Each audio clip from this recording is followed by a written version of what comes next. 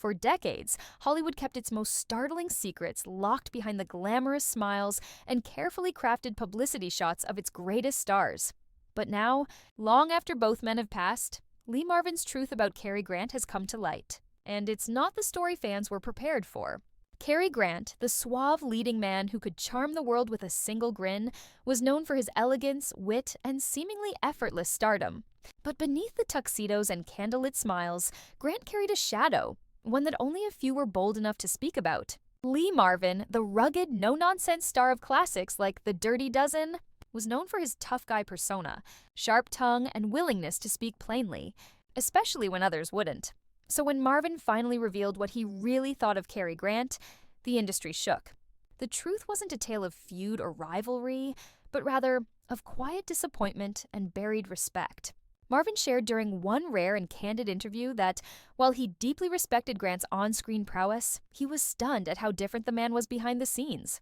In Marvin's words, Cary was two people, the one the world thought they knew, polished, perfect, untouchable, and the one only a few ever saw, lonely, insecure, and always playing a part, even when the cameras stopped. Marvin recalled a moment during a Hollywood party in the mid-1960s when he found Grant alone on a balcony, away from the lights and laughter, staring into the night. Curious, Marvin struck up a conversation only to find a man who openly expressed something Marvin never expected: doubt. Grant, despite being adored by millions, confessed that he was exhausted from pretending to be someone he wasn't. Marvin said that Grant once told him, "Everybody loves Cary Grant. I wish I knew him myself." Marvin claimed that was the first time he realized that Cary Grant wasn't just playing roles in movies, he was playing a role in life too. And while the world saw a perfect star, Marvin saw a man trapped by perfection. In fact, Marvin openly criticized how Hollywood built Grant into an image so larger than life that even Grant himself couldn't live up to it. He said Grant was never fully at ease, always rehearsing, always cautious, always fearful that the public would one day tire of the charming illusion he'd spent decades creating.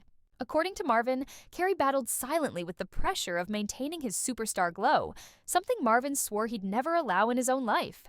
Marvin was unapologetically himself, gruff, unfiltered, and uninterested in pleasing the Hollywood elite. But Grant, he realized, had become a prisoner of the system that made him wealthy, adored, and deeply isolated. Marvin also expressed a quiet admiration for Grant's resilience. Despite his insecurities and private anxieties, Grant never wavered on set. He was a consummate professional, funny, precise, and agile on camera even into his late 50s. And yet, Marvin felt that Grant paid for that professionalism with his piece. What Marvin revealed most of all was a portrait of a man who lived in two worlds, one adored by millions and another tormented by the demands of fame, perfection, and identity. Marvin's truth wasn't meant to tear down Cary Grant, but rather to remind the world that stars are not gods. They are people, and sometimes the brightest of them are the loneliest.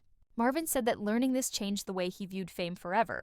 Cary Grant taught me sincerity, not by being real, but by showing me how painful it was not to be. Today, that truth stands as a poignant reminder of the cost of Hollywood glamour.